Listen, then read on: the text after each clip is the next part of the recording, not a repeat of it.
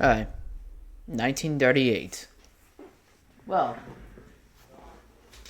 So, you killed Morello. That must have felt good, huh? We celebrated.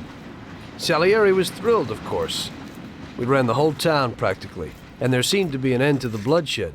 For a while, I felt like a king, until I came to a realization.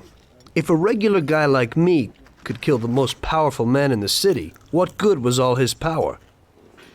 Hell, if he hadn't been so powerful, he'd probably still be alive. It seemed to me that no matter how strong someone was, there was always somebody stronger to take them out. So where did that intuitive thought take you? Greediness is bullshit. When you have no money, you think that a few bucks a month will be enough. Then you realize that it wouldn't be bad to have a nice car. You'd get a great job in some high-up position, but in actuality, you're thinking about going higher. Before you know it, you want to be the President of the United States, and you want to win the war against the Germans. Luckily, that won't happen.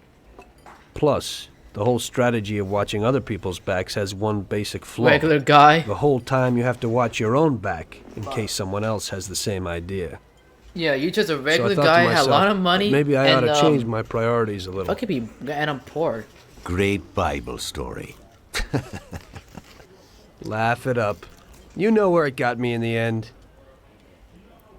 This.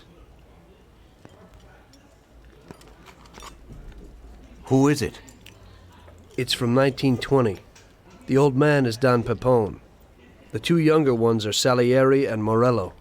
Al Capone? Holy shit. This photo convinced me that this kind of life is poisonous. Morello and Salieri were friends, and they were both commanders of Pepone's regime. But in the 1920s, they got Don Pepone killed because of some deal. Strangely enough, Salieri still admires the guy now. Afterward, they divided up the city, and each ruled their own part of it. But they started to compete with each other. I ended up being Salieri's instrument of death to kill his best friend, to save him from looking Morello in the eye. It occurred to me that my friends and the people I loved were the same. Someday I'd turn to Paulie and be looking straight down the barrel of a gun. I couldn't be sure of anybody, above or below me. But you were risking your life every day. Being a sharpshooter for the Mafia ain't no bed of roses the way you tell it. It's different when you're living it.